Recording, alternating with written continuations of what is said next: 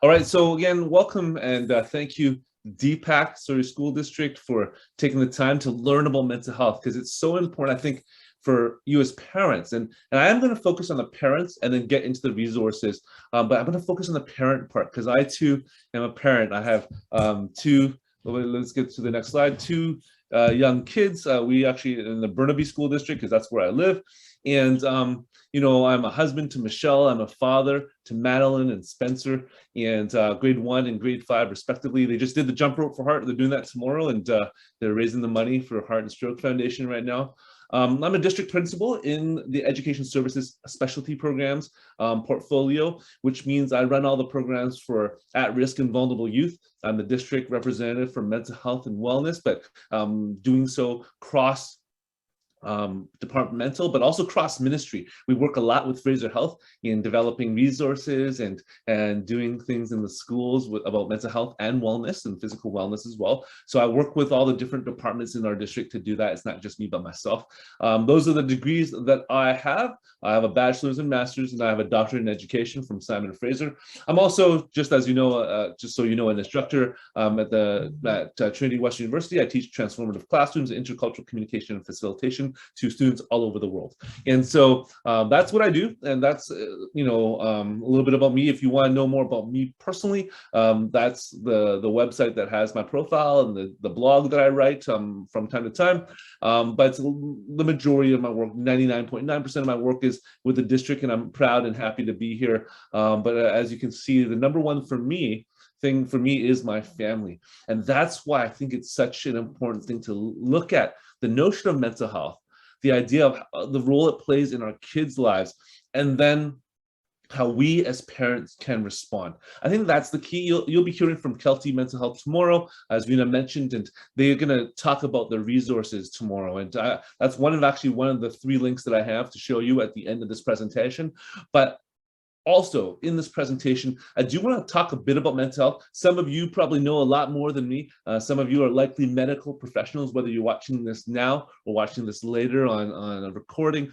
But I do want to go into the district perspective of mental health and how we deal with it from a school district perspective, so you know how we're working with your kids in the schools. Okay, so in the district, we go with what's called a multi-tiered systems of support to focus on mental health and wellness. And we do so in these 3 areas. We do information and professional development for staff.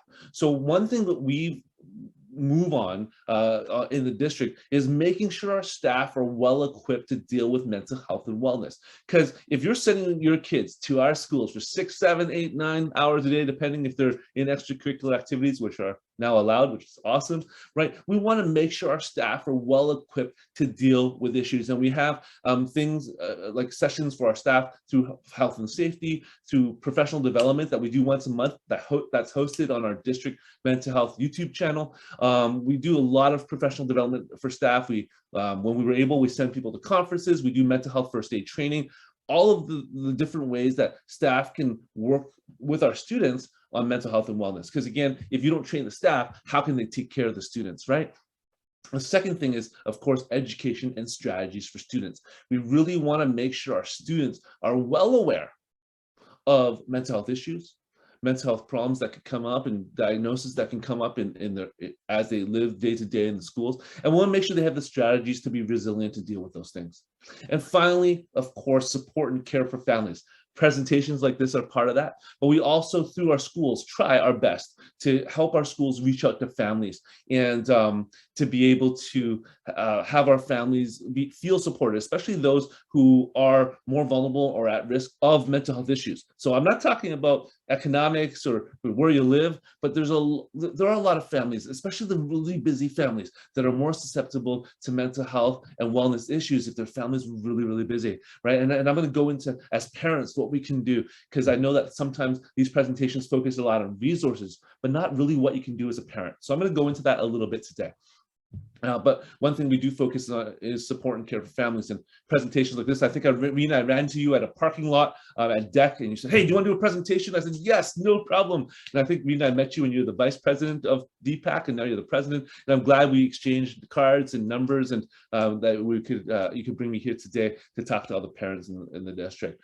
We also have the Healthy Schools Initiative, which is a joint committee between multiple district departments and Fraser Health to guide this work. We work with 9 Fraser Health nurses that are doing multiple pilots in different schools in our district right now. And I see there's a comment about taking mental health first aid, and yeah, we are offering that free of charge to our employees so that they can be ready and willing to work with our kids.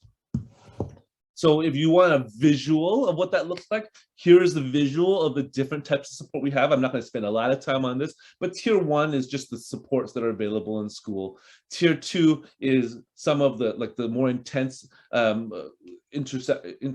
ways of interceding in schools when there's issues, like youth care workers and safe school liaisons and all the different staffing counselors that really monitor some of the more critical incidents in a school, or students who are feeling mental health distress in a school. And then we have the type 3, which is crisis response, people from the district coming in, having some of the students go into our programs for mental health and wellness, anxiety programs, things like that. Tier 3, there's a few of those programs, but that's dealing with a smaller number of students. Tier 2 is some of the students that have that issue. And then of course, tier 1 is we want to make sure that the entire system is well equipped to deal with mental health. And what does that look like in one more picture? I know some of you are visual people. Here's one more picture for you. It's really under the umbrella of trauma-informed practice. So trauma-informed practice is looking at the history of a student. It's not just trauma, but the history of a student, how a student grew up, what are the different things they've encountered in their lives, and how that affects how they learn day to day. So we want to have our staff look at the whole person, not just whoever shows up in the class on that day, but that person and where they grew up, things they encountered in their homes, and what they are bringing to the classroom, and how that informs and helps their learning. Trauma-informed practice and history-informed practice is really it's not new anymore. It's really a way that we're trying to push education so that teachers and educators and administrators and youth care workers and outreach workers, we all look at the whole child and not just the person sitting there for that 1 hour, 2 hours, 3 hours, or in elementary school the 5 hours. And under that umbrella, we do curricular supports, mental health and clinical supports, rapid response, which is like first aid and kids who are suffering, as well as student engagement and prevention. We try to do that as well, and within that as well as working with families. So under the umbrella of trauma-informed or history-informed practice, we try and have all the different pillars of all the different levels of supports that we have. And yes, it is definitely, someone asked me privately, is it possible to get a copy of this? I will create a PDF of this, send it to Rena, or I'll actually post it to the website if it's too big to send, and then we can definitely get all the parents a copy of this for sure. There's different versions of this available on our website, but you can definitely have this version as well. And so, yeah, definitely, no problem.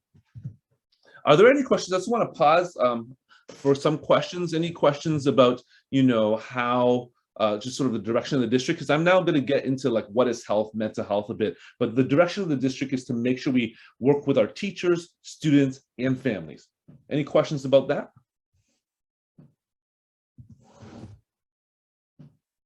In the chat, or anybody want to interrupt? Unmute yourself? Doesn't look like it. Okay, I'm just going to move on, but we'll have time for questions later for sure. Okay. So we look at what is health. Health. So a lot of us, and I know some of you might already know this, but we don't often, even doctors don't often think of health as, the all-encompassing physical, mental, and social well-being. Sometimes we look at health as physical. Are you feeling sick today, especially with COVID? Like, what are your symptoms? What are your symptoms? What's your daily health check, right? And we're only looking at physical manifestations of health. But there's also mental, and there's also social well-being, and often we forget about that social well-being part, where someone could be physically healthy and mentally healthy, their social well-being may not be healthy. And it's not just merely the absence of disease or infirmity. It's not being sick makes you healthy, right? But the mental health is defined as a state of well-being in which every individual realizes his or her own potential, can cope with the normal stresses of life, can work productively and fruitfully, and is able to make a contribution to his or her community. That is mental health. And you can see in that presentation, like that definition, that mental health encompasses all of health, right? Like own potential, cope with normal stresses of life, productively, fruitfully, able to contribute to your community. That is whole health, not just mental health. Now, if we go even more specific, right? Mental health, according to the Public Agency of Canada, is the capacity of each and all of us to feel, think, and act in ways that enhance our ability to enjoy life and deal with the challenges we face. It is a positive sense of emotional and spiritual well-being that respects the importance of culture, equity, social justice, interconnections, and personal dignity. Again, you can see that mental health is not just what's in the head, but it's also what's in your body, how you're feeling, how you feel you interact with other people, your feeling as you go into the social sphere of society, right? It's being able to feel good in all of those aspects. And even more specifically, so from the big to the small, right?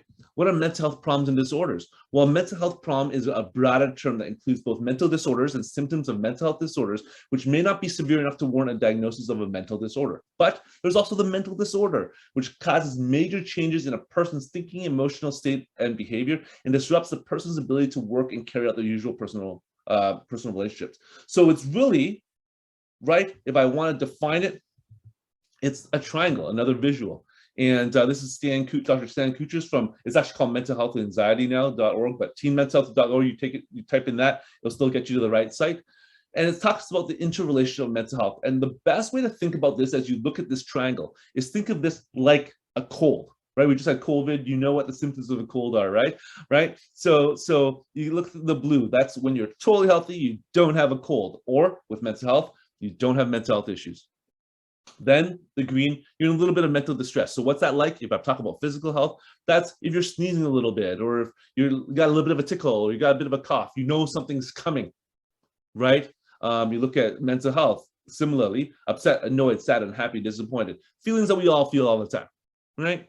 So mental distress is like the beginning of a cold. When you have a physical cold, you start taking, you take echinacea, you take, what's that purple thing I eat? Elderberry. I eat a lot of elderberry, right? You're taking vitamin C all the time, right? And you try to get back down to the blue in a physical. Likewise, in mental distress, you try and think of happy things, and you try to bring yourself out of that state of distress and bring yourself back down. But sometimes, like with a cold, it can get worse. You get to the yellow, mental health problem, or a physical health problem. Mental health problem would be heartbroken, sorrowful, demoralized, grieving, mournful, despairing. That's an example. Likewise, if you want to compare it to a physical health issue, like with a cold, right? Coughing, sneezing, all those neocitrin add things that you might need, like coughing, sneezing, headaches, whatever you use for take neocitrin, right? Any physical cold issue, right? That's the yellow, and hopefully get back down to the blue.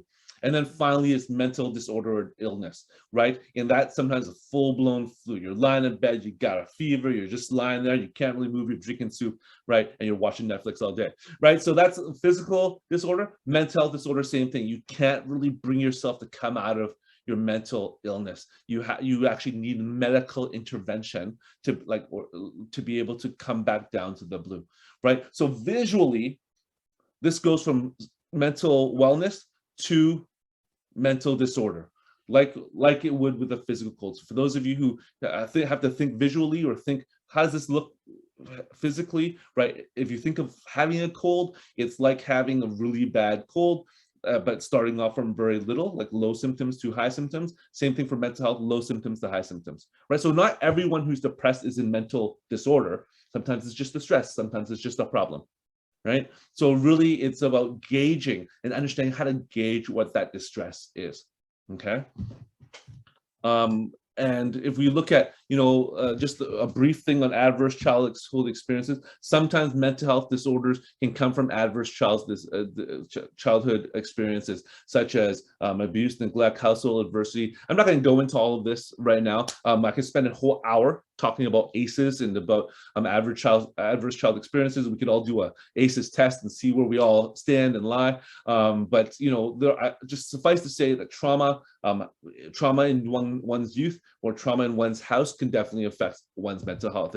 And the more trauma there is in the household and in one's youth, the higher like the higher likelihood that you'll have a mental health issue when you're older. It's not guaranteed, but there's a higher likelihood. So I'm not going to go too much into that, but I do want to go into some stats of why mental health is important. A lot of times we don't think it's as important as it should be, and I'm not going to read all these to you. You can all read most of them, but I'm going to highlight a few. If you look at this, for example, of all Canadians ages 15 and plus report having a mental health care in the past year, 1/3 state their needs were not fully met. That's a lot of kids over 15 who have mental health issues that feel that their needs aren't fully met. An estimated 75% of children with mental health disorders do not access specialized treatment or services. There are a lot of kids out there with specialized with mental health disorders and that don't seek out treatment, right? In any given week, there's at least 500,000 employed Canadians who are unable to work due to mental health problems. So clearly, mental health is a big issue in our country. Let's focus even more on individuals, okay? In any given year, 1 in 5 Canadians experience mental health illness or addiction problems. 1 in 5 is a really telling stat. When you look at right, like just this group of people here, I always like to use my audience as the example. You got 32 people here. So 1 in 5 would be 6 of you likely have experienced a mental health illness or addiction problem, right? You think of 100 students, right? That's 20, right? So there's quite a few in any given year, right? By the time Canadians reach 40, so that could be some of us, or I'm over 40, right? Half of us have had a mental illness. I can say that I've experienced mental illness. I am one of the two. 70% of mental health problems have their onset during childhood or adolescence. So that means that if you experience something in adulthood, likely the beginning of it was when you were a child. And that's why this is so important. As a parent, I'm speaking to you. It's so important for parents to understand and communicate and talk to their kids and understand their kids and know what to look for. Because the more that we can negate the onset of childhood, adolescence, mental health problems, the more we're able to negate issues as adults. Because what do we want for our kids, right? We want them to be successful, contributing citizens in society. That's really what we want. That's the legacy we want to leave as parents, right? And the more we're aware of our kids' mental health issues, the better they will be as adults. But you look at this stat, obviously we're not doing a great job yet because 34% of high school students indicate a moderate to serious level of psychological distress. That's 1/3. So in our average high schools in Surrey, 300 students indicate a moderate to serious level of psychological distress, more than 300, because we have schools with almost 2,000, right? Oh no, Grandview's built less now, 1,500. So 500 students, 400 to 500 students. That's a whole school in some cities, right? 34%. Young people aged 15 to 24 are most likely to experience mental illness and substance use disorders. That's our high school population, right? And you look at this, right? We always hear these COVID numbers and how many hospital and how many are dying from COVID. But we look at about 4,000 Canadians die per year by suicide, a completely preventable death, 11 per day. We don't hear that stat enough. We hear the COVID deaths, but we don't hear about the addiction deaths. And some of the addiction deaths are tied to suicide, right? Some of the suicide stats that we don't get are people who have accidents that were caused by we don't know what, right? And it's just so important for us to realize that mental illness is the leading cause of disability in Canada, the leading cause of disability. It's not breaking a leg, it's not quadriplegia, it's not a ski accident, it's mental illness. And it can cut 10 to 20 years from life expectancy. The legacy I want to leave with my own children is that they don't cut 10 to 20 years of their life expectancy because of a mental illness, right? That's our job as parents, is to protect our kids in that way. So, what does that mean? Stigma, we got to talk about it, right? Sometimes as parents, we don't want to talk about mental illness. I struggle to talk about that with my own kids. And I speak on this on YouTube, right? And I struggle with this. We talk to our kids about mental illness. It's scary. Just like just like any other health issues, I wouldn't be worried about talking to my kids about cancer.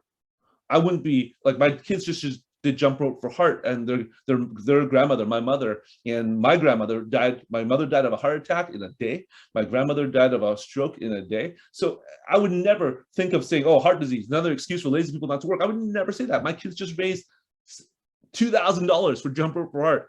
Their school total was something like 2,800. Like, it's important to them. We would never say that about heart disease. We would never say that about cancer. Can you imagine putting a poster like that up for cancer or heart disease? People would laugh us out of town. But we say this a lot for mental health and mental illness because it's something we don't see. We don't see that kids are suffering. We don't see that kids are depressed. We don't see that people are distressed. And when we don't see that, we tend to overlook it. Just like we used to in sports. I used to be an athletic director at Earl Marriott. And I remember even over the 10 years I was an athletic director at Earl Marriott, the way that we looked at concussions changed over that 10 years. From the beginning, it was get back out there, you're fine, you just got your bell rung, to probably partway through my tenure as an athletic director, the stats about concussions really started coming out, and the movie Concussion sort of came out, right? And we started seeing how concussions really affected thinking, behavior, schoolwork, and all those things. We started really dealing with concussions. So we started focusing on that. Mental health needs to be that important now. Right? We would never put these posters up about cancer or heart disease, two things that we raise a lot of money for all the time. But we often still, even with the Bell Let's Talk Day and this day and that day, we often overlook mental health. We've often said to kids, I've said this to kids in my class when I used to be an English teacher at Earl Marriott. I used to say, when I see a kid who's a bit depressed, or maybe their style of dress has changed and they used to be really well dressed and now they're coming in pajamas every day and they look sad. I have said to them myself, don't worry, you'll get better tomorrow. Don't worry, things will get better. It's okay. Just trying to make a difference. I did not know that I was actually hurting that kid, because to me, I was trying to encourage, but to them, they never saw a better day. The next day was not going to be a better day. And instead of listening and understanding and hearing them out, I tried to encourage them just to overlook their own mental illness, right? And that is a problem. We cannot overlook mental health as parents.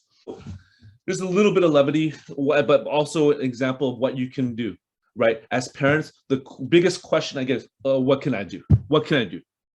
And it took my wife, who's an X-ray technician at the Royal Columbian Hospital, but the wisest person I know. And she said, you just got to be more present and aware. And when I think about mental health, and I think about mental illness, and I think about what we can do at our houses, like there's no magic pill. There's no dinner conversation. There's no, make them the soup and they'll tell you everything, right? But really, as a parent, I know that a lot of you work hard. I know that a lot of you work many hours. I know you struggle to make ends meet for your family. I know that. But in whatever way that you can, whether it's by text, video call, or just being at home or spending time at home without filling up the kid's day, be present and aware. I show this picture of my kids. This is outside La Casa Gelato on Venables in Vancouver. And, there's like 200, what is it? It used to be 1,000 flavors, but I was like, only 238, what's up? So my kids are looking at the 238 flavors. They thought it was awesome. They're looking at this ice cream, right? They walk inside, they look at, crazy flavors, garlic and chocolate, cinnamon, spice, or whatever it was. But you know what my son ended up choosing? My son ended up choosing vanilla. He always eats vanilla. Doesn't matter what ice cream is available, 230 flavors, chose vanilla. My daughter, I think I'll just have mango. Do you know how much mango ice cream she eats? She eats mango ice cream, mango candy, mango everything. Do you want to try any other flavors? And your child always, my research is on membership and community and engagement. If you ever have time to read a 138-page thesis, you can read about that. But really, kids, especially at a young age, before the age of 12, really feel connected to the home. Really feel connected to them. That's why even kids who are unfortunately from abused homes don't run away, because they feel so connected to their home. So your child will actually, in one way, shape, or form, come to you, even as teenagers. They'll come to you in some sort of weird way, like they'll go, "Hey mom, hey dad, what's for dinner?" And you're like, they would have never maybe asked you that before, right? Like they try to connect with you because they're most comfortable at home. My son is most comfortable eating vanilla. He doesn't want to try spicy chocolate. My daughter's most comfortable eating mango. She doesn't want to try raspberry daiquiri ice cream that has like sprinkles in it. She doesn't want that, right? So even if it doesn't always seem that way, be present and aware, because your kids will always reach out to you first. You may not know how, you may not even know what's happening, but they will reach out to you first, especially when they're feeling distressed. They will.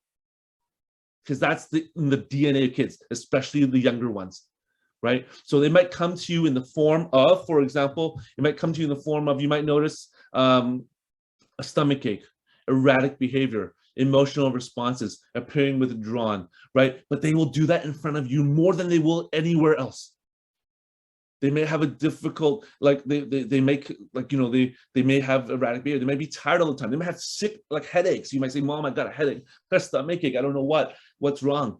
Some of that may be mental health. And this is a slide from the workplace, but the symptoms are so good, I included it here, is that your kids may be tired all the time, and they're not typically tired. They may be sick or run down all the time, and they may not be typically sick or run down. They may have headaches, persistent or resistant musculoskeletal complaints, right? Reduced reaction times, difficulty sleeping, weight loss or gain, disheveled appearance, gastrointestinal issues. All of these issues, not just for the workplace, and although you might start identifying people in the workplace, but and I see the questions on the side. I'll get to those for sure in a second. And if you direct message me, by the way, do you want me to answer it publicly? Please just let me know in case you just press the wrong button or whatever. But if you want a private message, I can also send you something afterwards as well. I'll provide my email and information later on. But you know, these are all symptoms that you can see, and they will be the most, like, how many of you say, hey, my kids are perfect at school, but they're like brutal at home? I say that like every single day probably, right? But your kids are like that because they're the most honest with you. They will always defer to you, especially as the younger ones. They will always defer to you to be the most honest selves. And it's at that time that you need to be present and aware and see some of the issues that they may have so that you can help them through it, right? And you might say, well, I'm not a counselor. I'm not a doctor. How do I help my kids? And this is what I default to all the time as a person who is a professional in this work. And I'll get to the questions for sure. And I see those questions, and those are good questions. Care, calm, compassion. My 3 C's, I teach this to my students at Trinity about working with their students as well. And I teach this to my teachers and working with our students as well. And care, calm, and compassion, working with your kids. So you notice I don't say concern. Actually, concern was one of the C's before. I took that out because kids don't want you to always be like, oh, what's wrong with you? What's happening? How can I help? Like, they don't necessarily need you to respond all the time and fix their problem. You need to show that care, that you're their parent, and you're not just caring about their grades, and you're not just caring about how well they did in school. You're not caring about their successes, but you care about them. You care about their person. You care about their being. The kids also need you to be calm. A lot of us as parents lose our minds, and I've done that before. I've done like really weirdo things as parents when I feel my kids are at risk, right? Really strange things. And really what kids want you to be, if you're calm, they're calm. If you feel like you can tackle the situation, they will feel that more as well. They will draw energy from you. So the calmer you are, the better off they are. And of course, compassion, right? As parents, often we don't actually have compassion for our own kids. We have empathy, we have sympathy, but it's compassion. Understanding how they feel, recognizing that they are struggling, and just giving them that love that you typically tell them, I love you. And maybe you show it through different gifts or through supporting them through sports or driving them all over the place. I think I drive my kids more kilometers than I drive to work, you know. And you'd say I was spending 2 hours outside waiting for my daughter's dance while I was working on my iPad in my car. You know, but they don't. That's not really showing love to them. It's showing that compassion and just caring about their day. Right, and understanding how your kids can be. And here's a way that we assess suicide, but here is also a way to help your kids if you recognize any of those symptoms of struggle, which is assess for risk of suicide or harm, or assess for mental health issue. Listen non-judgmentally. It's so hard as a parent to be non-judgmental. I think I'm super judgmental. I'm probably the worst, especially coming from a privileged background and privileged environment. I tell my kids, you have so many opportunities. Why are you not X, Y, Z? Right? But listen non-judgmentally. Give reassurance and information. Encourage appropriate professional help. And that is important as parents, especially if you're a healthcare professional like my wife is, or a mental health professional like I am, or a doctor. It's actually better to sort of disassociate and seek out other professional help, because likely they will see it from a more objective point of view. And encourage self-help and other support strategies. And some of the sites that I gave you will go into that. Kelty Mental Health will go into that tomorrow. But really, you notice that in all of these, it's all about listening, right? And I go back to that slide again. Calm, care, and compassion. This is all listening. Concern is action. Care, calm, and compassion is all about listening. And you know, as I go into some of these resources now, and I know that Rena wanted me to do that, I do want to give you this, show the slide for a little bit, just so you can copy down my information. Then I can answer some of the questions. But I do want to go into our district resources and the student health, mental health toolkit. You're hearing from Kelty tomorrow, so I won't really go into that. But I'm going to unshare this screen and go into the resources. If you give me a second to do that. So at our school district, we built a website, and it's getting better and better. Just so you know, I'm not the one who builds the website, but I'm the one that puts the information out there. So let's look at Safari. It's just loading right now, I think. I'm hoping. Yeah, so it's just loading. Do you guys see that? Mina, do you see that website? Yeah. Okay, cool. So here's the district website. It's Surrey Schools / mental health. You don't need the pages part. You can just delete that part. But Surrey Schools mental health, surreyschools.ca / mental health. And you can see here for staff and students and families, we have a lot of different resources on this web page. You can see some of the slides I've actually showed you are what we are doing here. So this is all the upcoming. For example, this is all the mental health programming we do in the district right now. So you can read that. I'm not going to read it all to you, but you can read that for yourself, and you recognize that triangle again. It's everywhere, right? But here are some resources for staff, students, families. Some strategies and resources can be listed there, so you can take a look at that. So here are all the different families and student supports that are there for parents and for families that need to know a little bit more about mental health. I even have stuff on vaping. If you find your kid has an issue with vaping, I have lots of resources here on vaping, because it's wellness as well as mental health. We have also, if you look at here, we have some video resources as well. Right, we have the videos that we created with the Fraser Health and the Rapid Response team, and these are available in French, Punjabi, Mandarin, and Arabic, with a teacher resource guide for secondary and elementary. We also have our link to our mental health YouTube channel, where we have a lot of different resources for staff, students, and families, as well as basically this is a virtual conference that you see below you about mental health and wellness. So you can take a look at all of those videos. If you have time, you just play them in your car like a podcast if you want, and listen to all these different experts we have, both on the YouTube channel as well as in this virtual mental health conference that we put on a couple of years ago, that we've loaded the videos onto this webpage for you. So you can take a look at those video resources. You can see our vision, of course, that I've gone through on the slides. You recognize all the slides that I've put in there, that you can see there, as well as contact information for myself and for some of the other key players in our team. But really on this one page, surreyschools.ca / mental, you really see all the different resources that we have listed here, and a lot that you'll also recognize tomorrow when Kelty Mental Health is talking about their site, because they're listed on one of our resources. But you can see also one more thing here. Go back to this page. All right, if you go to mental health resources and supports, this one page, I would print this if you can, or like paste it to like the fridge, because this really has every single resource in the city of Surrey and beyond.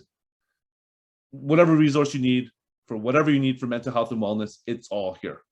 Okay, so this page, these two pages, like if you have concern for mental health and wellness in your family, you want resources, print this off, stick it in your fridge.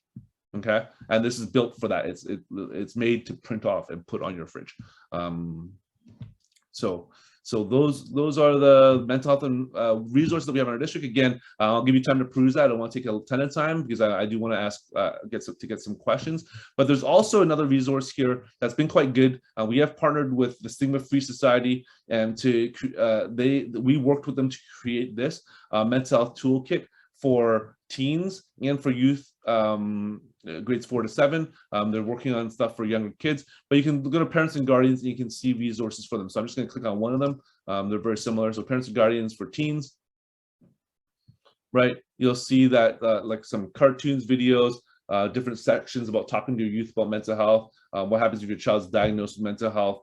Some really great resources here on the Stigma Free Society. Again, it's a partnership we have with them, and we helped create some of this, and we sponsor them, and they go into our schools and work with our kids, and so that's the teen one, and of course the youth one is very similar, but it has different resources focused on younger kids. But you'll see it's the visuals are very similar, and teaching kids to learn from their mistakes and feeling stressed out. A lot of great videos here. Again, not time to go into all of that right now, but definitely a great partnership we have with them, and this page is excellent. It actually looks like this because they consulted our district staff on what to make it look like to make it more friendly to parents. So that used to be a bunch of tabs on the side, no one could ever find them, so they made it a little bit more visually pleasing and easier to access, and we thank them for their partnership with us. And you're going to learn about Kelty tomorrow, but foundry.bc.ca is actually the old mental health, I think it was called Health Speaks, so it was the Rick Rippon site from the Canucks, and it's now become the Foundry BC site. And again, a lot of the great supports. If you want parental support, you go to these 3 tabs here, go to get support, and then get support. Supporting others, sorry, you go to supporting others, and for families and caregivers, lots of support and suggestions for families and caregivers on the Foundry page. Talking about the mental health, making sense of mental health, signs a young person may be struggling, talking with young people about cannabis, lots of great resources here on the Foundry page. Again, that is, go to the tabs, go to supporting others, go to, supporting others, and then go to friends, families, and caregivers. And that's where you find it on the Foundry page. Again, you can explore these things yourself. If I was live with you, I would give you all laptops to start exploring. I would walk around and ask questions, but hard to do that today on Zoom, I guess. Now I guess I can take time for questions. I'm actually gonna paste my contact in this. I'm just gonna grab, while I'm waiting for questions, I'm just gonna grab my own contact and kind of paste it into the chat so you can have it live right there. I'm pretty responsive if you have a question and you email me something or text me. And then I was going to, well, first of all, thank you so much for doing this today, Daniel. It is very much appreciated. So one of the questions that we had come through was in regards to, you mentioned that you have Stigma Free coming into the schools and working with the schools. Could you just maybe explain a little bit more as to how that would look like for students? Yeah, absolutely. So Stigma Free Society, what they do is they do presentations in the school, like Stigma Free presentations. So what they do is right now it's still virtual, I believe, because they're actually having a hard time getting presenters to agree to go into schools because of COVID. But they basically bring a presenter into the school. They talk about their own mental health experiences. They give tips to students on how to be stigma-free, be stigma-free and to deal with your own mental health issues. They have 4 concurrent sessions that they give suggestions to teachers on how to follow up. So it's basically a presentation in the school that schools can book. And all our principals and vice principals know about these presentations. A lot of them have booked it. Stigma-free, I think, before COVID and even during that year of COVID, they served over 7,500 students in our district. So they went to that many schools. Last year, they did our student conference for us. So we broadcasted to over 3,500 students and we had 3 sessions of it. And we're going to do that again during Mental Health Week in May. So what happens is your principal, vice principal books the Stigma Free Society. They come in and do their thing and they support the school as well during, and it's all free. Now they can take a donation from the school, but the provincial government is actually sponsoring them. So they would just come in. They don't require any money to come into your schools. Yeah, you could definitely do that, or like all your principals and vice principals know about it. And I just actually put out something in the district memo last week. So if your PAC brings it up to your principal who's at your PAC meetings, they should be well aware of that. And if they have any questions, I'm not inaccessible, so they can always contact me. The question here is, cannot be required pre-booking by the district to ensure they reach all the schools. So that's what our Tabitha right now, because a lot of things are still online. That's why we do that broadcast during Mental Health Week, so that actually all the schools have access even now, to our own Microsoft Stream. You have to log in with your kid's account. They can access it as well. And all the talks from last year are already there. And so schools that don't have the opportunity to book or can't broadcast or whatever reason can access the pre-recorded things, but it's always better to have someone there live, right? And so, yeah, we can't make it required. We can't force a principal to start booking stuff, but many of our principals do book it and show it to class. Last year, I had almost every elementary school sign up to watch, at least a class to watch the mental health presentation. So, you know, a lot of this does happen at the grade 4, 5, 6, 7 level because of understanding and just the way that the stories that our people present. But we are pushing it to be a district initiative for sure. If you knew the number of emails I sent to all of our administrators and how much money they asked me for, you'd be like, you are sort of moving. But it is Surrey, it is a large district. If this was Mission or Maple Ridge, the whole district would be covered by now. But you know, we are Surrey, we are big, but we are trying to move, Tabitha, and I appreciate your comment. Yes, definitely a district initiative. That's why I exist, and to make this district initiative, and we are pushing things forward. And we actually, if you look at all the things we're doing for mental health on that webpage I showed you, you'll see that we are trying to cover our whole district. We can't give a singular pilot to every single school, but we can cover as many schools as we can with different pilots. We have some schools doing the YMCA mindfulness. We have 10 healthy schools that healthy school nurses, health nurses are working on. We have another group of schools that are going to be doing mental health peer-to-peer support. We just signed up with the Mental Health Commission for that, and there's 4 high schools that are doing that. So we try and hit up schools that don't have programs in them already, and also we do that monthly Pro D for everyone, and we put out information in the district bulletin all the time. There's another question up top that I heard that you know, it is frustrating accessing supports. And I think that's the biggest frustration. I'm going to Rebecca's question at 7:27, if you want to go to the chat. When you're begging for help, but the resources aren't available in the health system. You know, 9 and 12-month waiting list for child youth mental health is a problem, is an issue. And, you know, I don't want to say that it's not a problem, because it is, but there are supports in the school and are supports outside of child youth mental health with Fraser Health that may be able to assist you. Fraser Health is really making a hard push towards supporting mental health. They have just hired more clinicians in Surrey Memorial Hospital to work with kids with mental health issues. And so I think that, you know, it's just about knowing where to go. I think when you line up at child youth mental health or MCFD, it does take a while, and I'm not going to lie about that. I know that they're short-staffed, just like everybody's short-staffed. But really, I think, to be quite honest, when you feel like you have a mental health issue for your kid, we're always afraid to check our kids in the hospital, but the hospital and the mental health professionals in Fraser Health are probably the best in BC. And I don't say that lightly. I know a lot of them. I know a lot of a lot of work that goes into Fraser Health.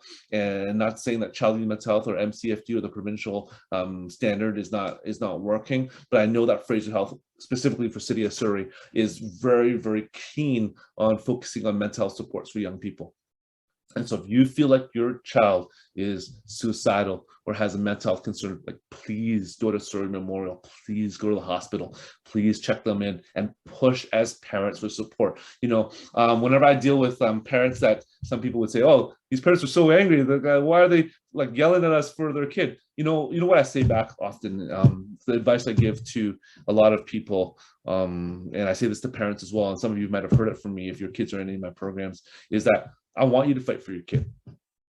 There's no one that's going to fight for your kid other than you, right? That's why I'm not allowed in my own kids' elementary school. My wife has to do it because I'm an angry parent. No, I'm just joking. I'm not. Right? But you want to fight for your kids. You have to fight for your kids. You are the person who has to fight.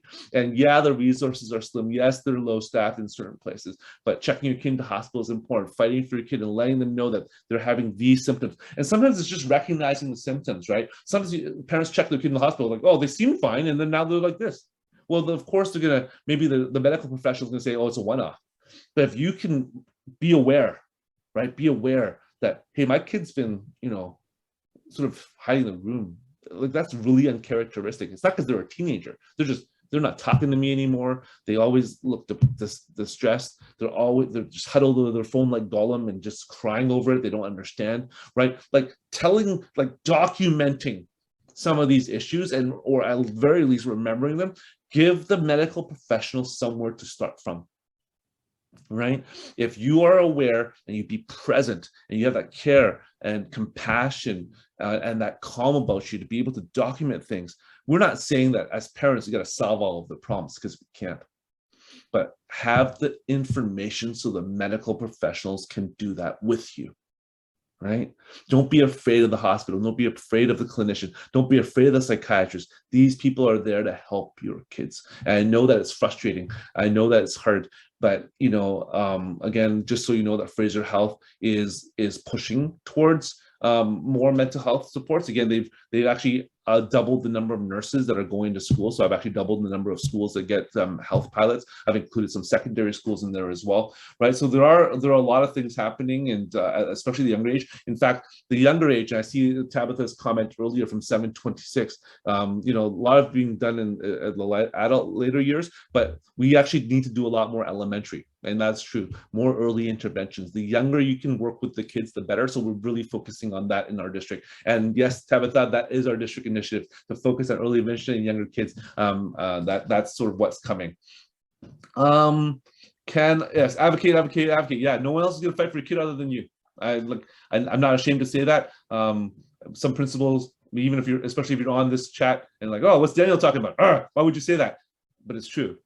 You're going to fight for your kid. If your kid was in distress, doesn't matter if you're a principal, the superintendent, you're a teacher, you're a custodian in the school district, you are a line chef at McDonald's, you're going to fight for your kid. You're going to fight for your kid, right?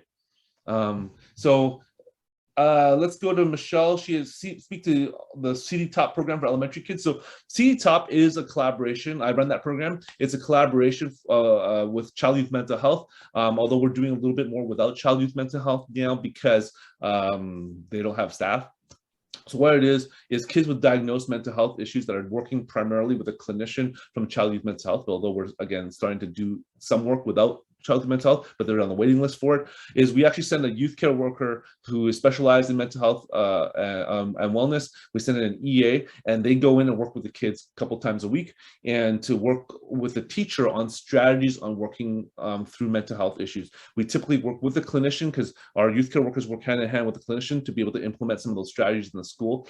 And many of the times it's actually quite successful because a lot of the kids, this is why it's early intervention, right? It is trying to hit up these kids before they get to a critical, distressing disorder part of their lives. They're trying to hit them up as they are going through life and struggling, and having the youth care worker, the EA, and the clinician from Child Youth Mental Health or the psychiatrist be able to work alongside them so that they can give them strategies to be resilient and to get out of those issues. So that's what CD Top is. The school is the one that applies for CD Top. We have 15 a year, and as kids leave, we've taken new kids. It's not a lot, but we only have so many staff, but it's been quite a successful program. And we rarely turn away kids, especially if they have child mental health. There's no reason really to turn them away. And even if we do turn them away, parents will find that if we say no to CD Top, we say yes to something else. So I actually run all of these types of programs, so it's not like no to this and where else would you go? I don't know. I do know, and I do try and help. And my counselor Ian Reevely really gets into the thick of it with families that if we can't do CD Top, he really works hard to try and supply other levels of support to their families. So that's what CD Top is in a nutshell. And then Daniel, I had a question that came through, and it has to do with if your child has been diagnosed with something, let's say bipolar, and they're recommended to or put on medication. What advice would you have for the parent to, or how to address that they have to take their medication and they're refusing to do so? Parents are the kids refusing to take the medication? Child is refusing, yes. Yeah. So honestly, again, I'm not, as my wife would tell me, I'm not that kind of doctor. I'm not raising my hand if someone's having a heart attack on an airplane, right? But I actually recommend that you actually see like a pediatrician or someone that can work with your child to take medication. A lot of kids are afraid of medication. A lot of families are actually afraid of medication because they're afraid they'll change a lot of kids are afraid of the change in personality when they take the medication. They're afraid of that, and that's especially for teenagers. That's what typically drives them to say no to taking medication. So it's important that a medical professional talks to them about medication. Again, that sounds like a really easy answer, but really that's the best answer. It's like when you're doing, if you have any sort of disease, you're taking chemo or something like that. A lot of adults don't want to take chemo. It really, if you have cancer or something, it depletes you, you feel weak, but a lot of times it will also save your life. So it's about getting that right professional medical advice. I think before, a lot of times, and this is just anecdotal, I don't have any stats on it, a lot of times when kids are giving medication, they don't even know why they're getting it. Like parents are like, I take this. So maybe a bit more explaining of what the medicine. Yeah, like the kids Google it and they're like, oh, this is gonna make me be like this. Right. Whereas if someone sits down with them, like it's about giving the kid. We sometimes don't want to we're afraid of giving our kids communication. We're afraid of telling our kids the truth. Right. But the truth is really what will help them understand how to deal with their issues. Right. I did ask a question that's okay to answer out loud. For children who are suffering from more extreme mental health disorders, there are alternate schooling programs available. Yes, there are. There are ones that are in hospital that Fraser Health does admission for, which is the adolescent day treatment program.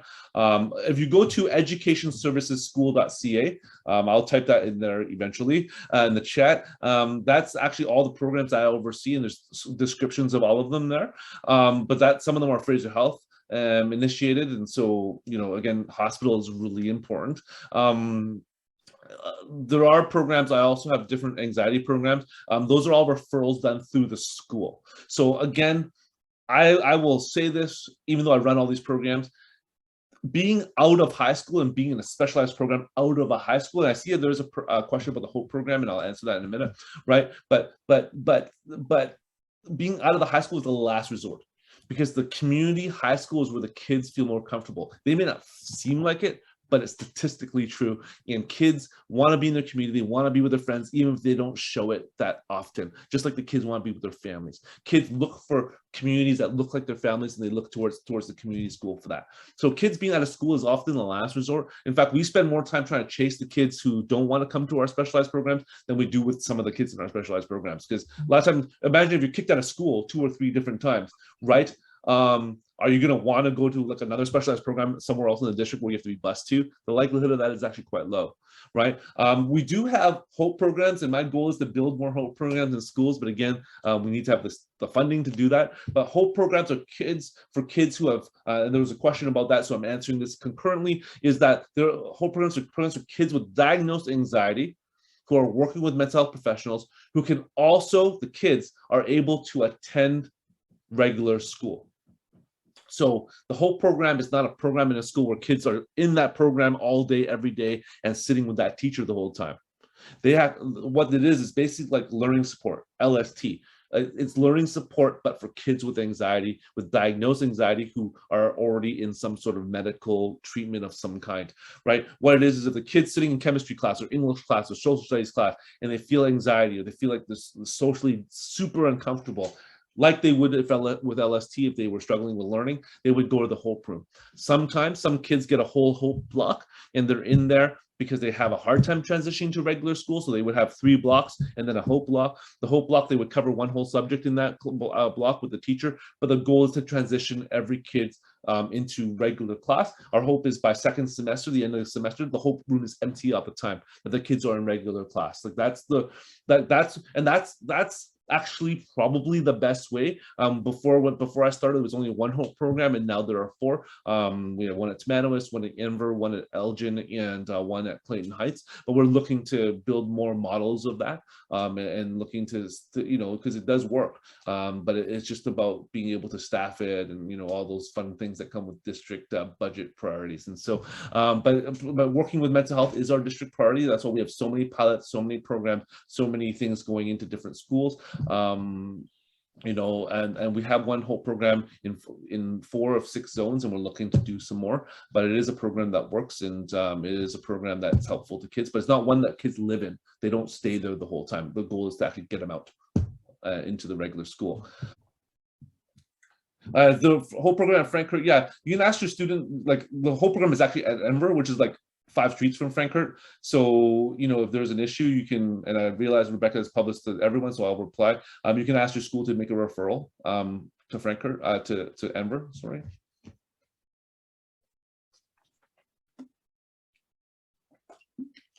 Any other questions? I'm just trying to scroll through. I don't want to miss, but there are quite a few.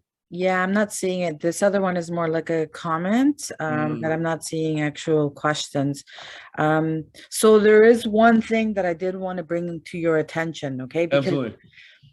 when I ran into you, and I had already caught a glimpse of you on Twitter and on Yeah, YouTube, yeah. that's why I knew about you. But I Yes, ma'am. decided to pretend that I was just a parent that didn't know about you and went on to Surrey schools to look to Okay. see what was available. And I got to Yeah. tell you that I actually had a bit of a hard time finding it. Okay. Yeah. And I didn't know that it was its own website. Yes. So it wasn't when we met. Oh, It was only the last year and a bit. that's what I'm saying. When I was Yeah. searching it just before we did this, I was like, okay, I'm gonna see how I would find it. And Oh, I found that it was like separate. And then finally, lately, they put it up on the the main main page, right? page, yeah, Yeah. on top. But Yeah. then when you actually try to find anywhere else where it is, I had a bit of a hard time. So Yeah. I'm Like some of it's like search engines and things like that. So if you go to YouTube, you can go Surrey Schools Mental Health. It should come up now, but it didn't come up before because we didn't have as many videos. So the more we use it, the more, actually, this is the way Google works. The more you use it, the more it'll come up. yeah. So you're not wrong. A year and a half ago, there was nothing. Then we started building the page, and then we started linking it. The more, so being an internet like web guy, the more links you put in, also the more it comes up. So you're not wrong. It was harder to find. It's become a little bit easier, and it'll become easier still. So as we progress through this, and as we make it even a more important district priority, it will become easier and easier to find. So, but if you just remember surreyschools.ca/mental health, you will always find it. Yeah. 2 more questions that I can answer in like less than a minute. Is mental health literacy Stan Kuchar implemented in the schools? So we've done presentations in many of the schools. The resource is available to all the schools. So many teachers, it's about teacher comfortable, like how comfortable teachers are to go through that stuff. But we also have open parachute in some schools. We also have stigma free in some schools. So there's lots of different types of resources, not just Stan Kuchar's, but all of them have a similar theme and a similar way of, communicating to different kids. And so really it's hard because some teachers aren't comfortable, and my job is to help teachers feel more comfortable. Really, that's what we're here to do. You go to the YouTube channel, you'll see some of the pro D we do for teachers, and you'll see that we are working on that, and that's like, again, public on YouTube.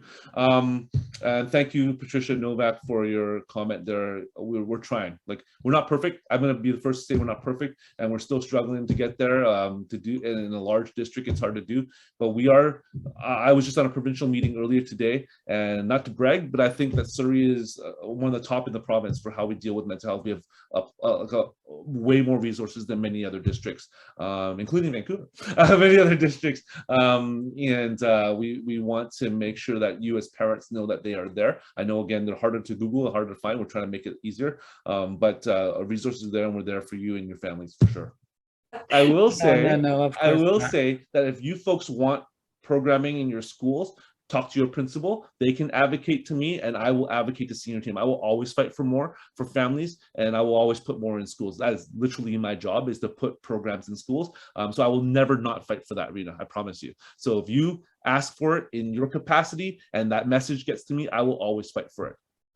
Let me know how else I can help. Again, my contact is there. I appreciate Deepak and all that you do as parents. Again, it's you that fights for your kids, and you're the ones who advocate for them. So keep doing that. Thank you so much. Perfect. Thank you, everybody, for joining us today. And with that, I'm going to be ending it for everybody. All right. Take care. All right. Have a good day. Bye-bye. Bye.